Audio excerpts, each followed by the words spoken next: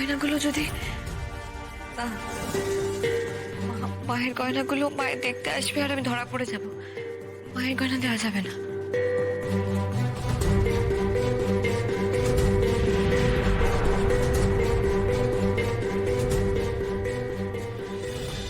ছি ছি ছি, আমি আমি সব কি ভাবছি?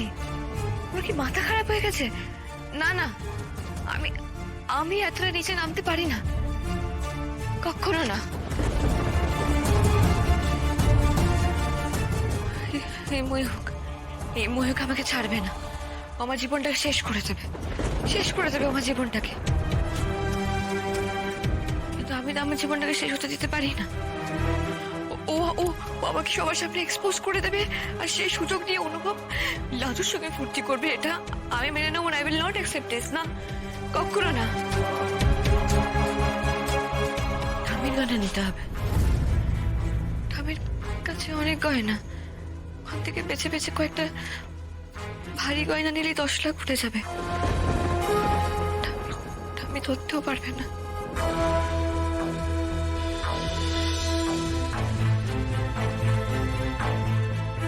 সাড়ে 11টা বাজে। ঠিক 12:30টায় ঠামি স্নান করতে যায়। 15 মিনিট সময় লাগে ঠামির। এক্স্যাক্টলি এই টাইমে আন্টি জেঠিমণি দোতলায় থাকে। এই সুযোগটাকে কাজে লাগে কোনো রকম ভাবে। এটাকে তো চুরি বলে। এটা আমি কি করে করতে পারবো? এইভাবে আমি কতদিন ময়ূরকে শান্ত রাখতে পারবো? ময়ূর যদি আবার টাকা চেয়ে বসে, আবার কিছু ডিমান্ড করে, এবার ওকে টাকা দিয়ে আমি বলবো। এরপর যদি আমাকে ডিস্টার্ব করে, আমাকে বিরক্ত করে, তাহলে ওর নামে আমি পুলিশে এফআইআর করবো। পুলিশে গিয়ে বলবো ওর নামে। এখানে তো ফেয়ার কিছুই হচ্ছে না। আনফেয়ার হয়তো প্রশ্নই নেই। আমার সাথে কে ফেয়ার? না অনুভব, না ময়ূক, আমার টিফেন লাজু। পুরো তো আমি প্রেম করে যাচ্ছে আমার হাজবেন্ডের সাথে।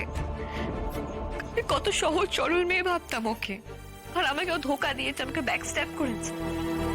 আমি বুঝি না ভ্যালেন্টাইন্স ডেতে গিফট নেওয়া দেওয়া হচ্ছে। এখন তো মনে হচ্ছে অনুভব যে সেটটা এনেছিল ওটা আমার জন্য নয়, ওটা লাজুর জন্য এনেছিল। তো আমার সাথে কেউ ফেয়ার করছে না, তাই আমারও কারোর সঙ্গে ফেয়ার হওয়ার কোনো দায় নেই।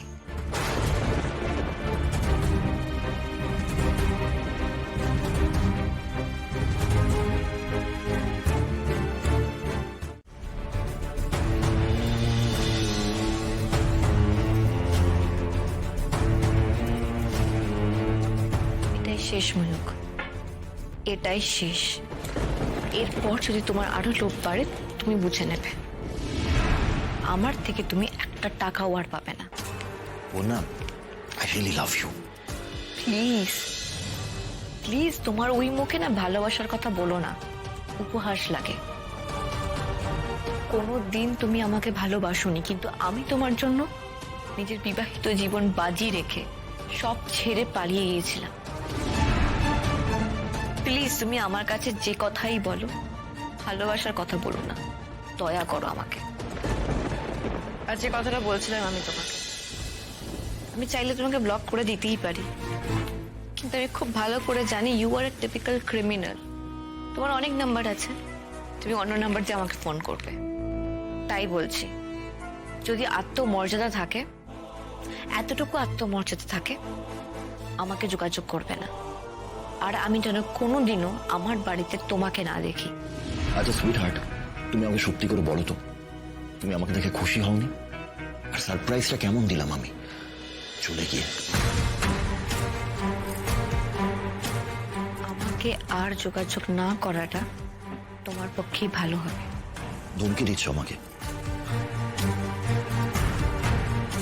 আচ্ছা বন্যা, তোমার কি মনে হয় বলো তো, আমার কি বলে জানো, আত্মমর্যাদা, আমার আত্মমর্যাদা আছে না নেই? কি করি বলো তো? দেখেছেন মা, এবার আপনিই বলুন। ভাগ্যিস আপনাকে আমি লিস্টটা মেলাতে বলেছিলাম।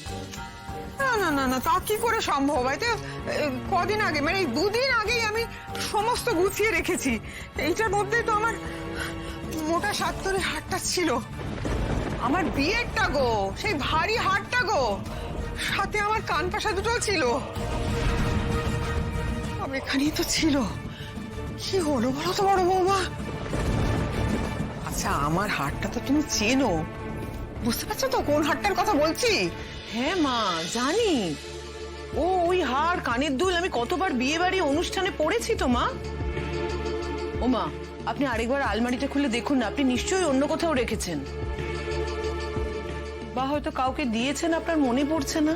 না রে মা, না, বলছি তো 2 দিন আগে আলমারিতে আমি এগুলো সব দেখেছি। আমার পরিষ্কার মনে আছে আমি বাক্সটার মধ্যেই রেখেছিলাম। এই বাক্সটা খুলতে আমার বুকটা ধড়াস করে উঠেছে বৌমা। আরে এ তো সরু ফিনফিনে হার নয়, যে যেমন তেমন ভাবে আমি এখানে সেখানে রেখে দিয়েছি। আচ্ছা ঠিক আছে, দাঁড়ান মা, আমি তো দেখছি আমি। বাড়ি থেকে যাবে কোথাও আমি তো বুঝতে পারি। বাবা রে বাবা, মা আপনি তো একেবারে সবকিছু ছড়িয়ে নিয়ে বসেছেন। আরে বা, কত বেলা হয়ে গেছে। দিদি ভাই তোমরা কখন বেরোবে?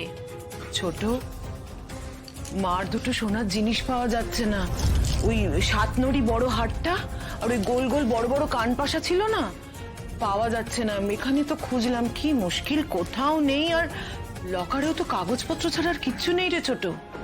মানে কি বলছো কি তুমি দিদি ভাই? গয়না মিসিং মানেটা কি? আরে মা নাকি 2 দিন আগে সব গুছিয়ে রেখেছিল লকারে রাখবে বলে, এখন নাকি সেগুলো খুঁজে পাচ্ছে না।